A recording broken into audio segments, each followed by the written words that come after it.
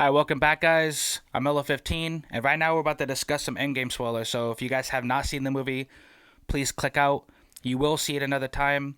Hopefully you will come back to this. It took me a week to gather my thoughts. I'm just completely blown away by this movie. The Russo brothers did an amazing job ending a 20 plus movie saga. I don't think that's ever been done really in like the history of movies. Like 20 plus movies ending this way. If you guys are comic book nerds or you like comics like me, this movie was the perfect comic book Easter egg filled movie. If there's some stuff we could discuss about the movie, like basically stuff that we like, I'm gonna start off with I like the way that the team handled time traveling. You know, most movies like when they do time travel, it seems like a plot device that can get really sticky at sometimes. And this movie really handled that to me.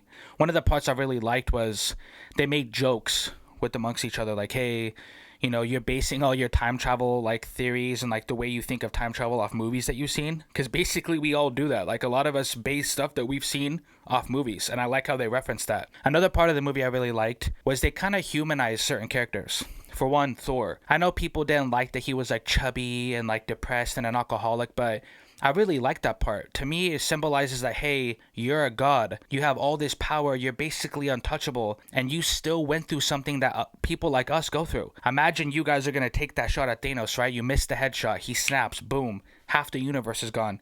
And not just the people, like the animals and plants. Thor probably felt like super responsible for that. He probably felt like, hey, I'm the reason this happened. And, you know, I don't know about you guys, but I'm pretty sure a lot of us will go into like this deep depression because, like, in real life, you can't undo snaps. There isn't going to be like you going back and undoing it. Because I'm pretty sure in real life, once something happens, the majority of the time, it's going to stick forever. So I understand why they had Thor go through that kind of character arc. Another one that I'm pretty sure people didn't like was the whole Professor Hulk thing. In my opinion, I didn't really like that either because in Infinity War, obviously we saw like Hulk get his ass kicked by Thanos. So everybody going into this movie thought, hey, you know, it's going to be that revenge scene where they fight again and then Hulk gets the upper hand, and we don't get to see that. But there's so much going on during that final fight.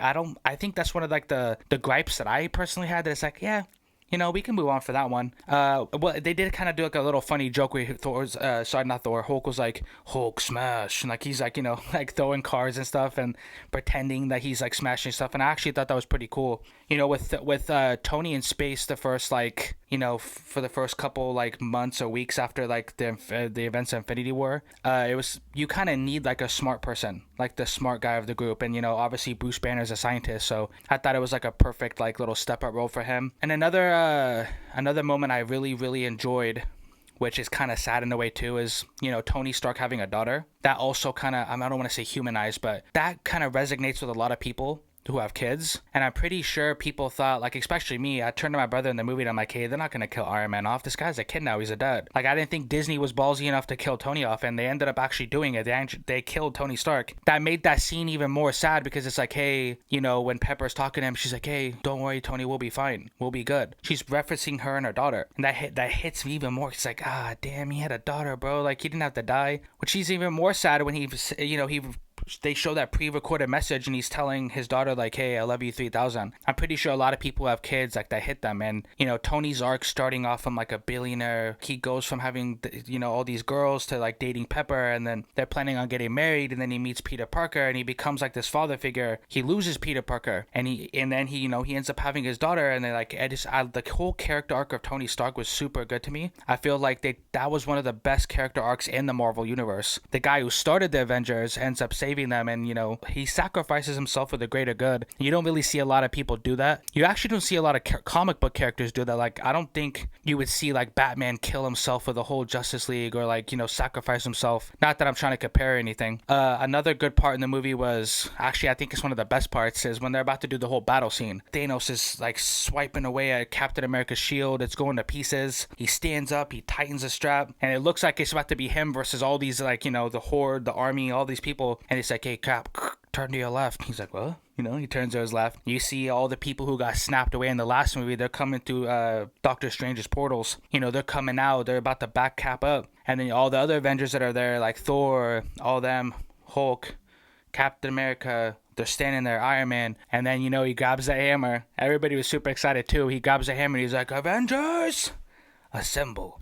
Never seen a scene like that in all of my life of watching movies. I've never got goosebumps watching all them charge at Thanos. Like, It was super well done, well put together. Like I said previously with the whole Professor Hulk thing, like even though we didn't really see him fight in that scene, it's like there was already so much going on that like it's you can kind of forgive that. Another part that I really enjoyed, which I don't think a lot of people did, was just like this is it. Like you knew that this is gonna be the last mission with everybody together. Well, obviously when I say by everybody, I mean the OG Avengers, and that led to Black Widow.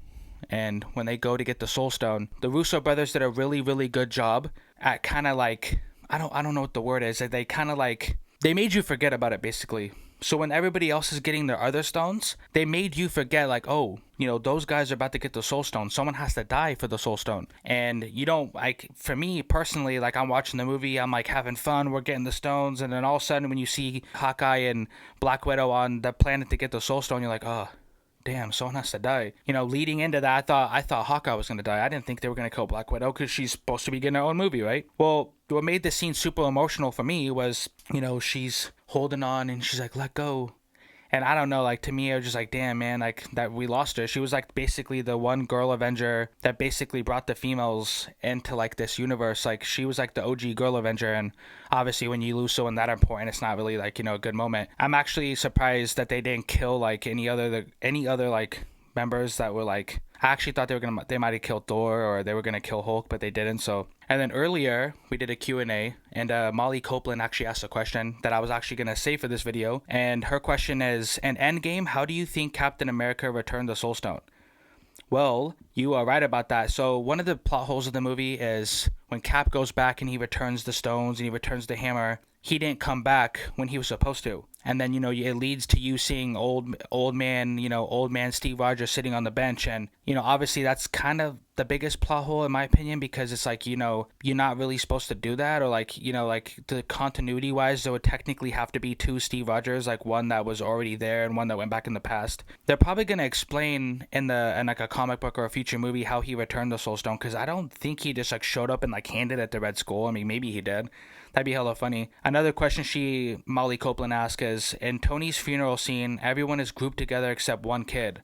The kid is Harley Keener, or better known as the kid from Iron Man 3, who helped recharge the suit.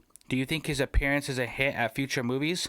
If so, what are your thoughts on Phase 4 of Marvel movies? That is a good question, Molly. Yeah, so the kid from Iron Man 3, the little kid that helps Tony recharge the suit, he actually made an appearance at the funeral scene.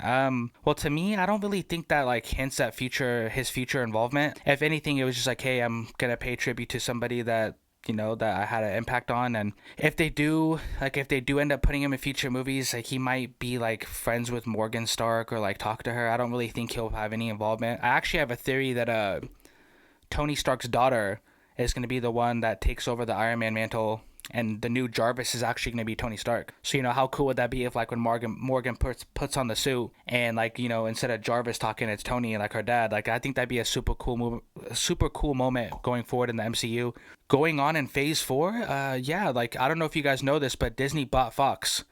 So Disney owns X-Men again. They own the Fantastic Four, which with that comes Silver Surfer, Galactus, obviously Wolverine and all them. So I'm pretty sure the next phase of Marvel movies is going to be about like Galactus being the big bad guy, which means you can have like the X-Men, Reed Richards, you can have, you know, Mr. Fantastic and all them. I actually had another theory too, that like, you know, what you could do is you could have Stark Industries, you know, fund Reed Richards' project, which basically turns them into the Fantastic Four.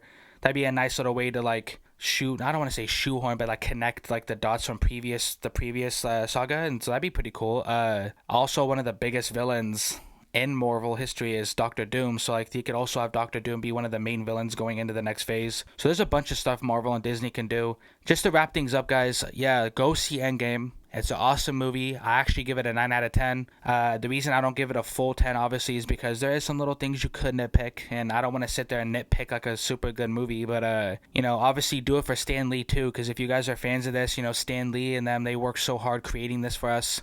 You know, obviously he died earlier this year, so I want to say rest in peace to Stan Lee. Obviously, this whole thing has been such a big motivation for me and, like, giving me hope with my life, because like obviously a lot of people fight depression, and comic book movies is a good way, even comic books too, it's just a good way to escape from reality and just have a little fun sometimes. So if you guys want to see me do more spoiler reviews, you guys want to see me talk about more comics, let me know in the comments. and just let us know like how you guys have been enjoying like these kind of segments. And until next time, guys, peace out.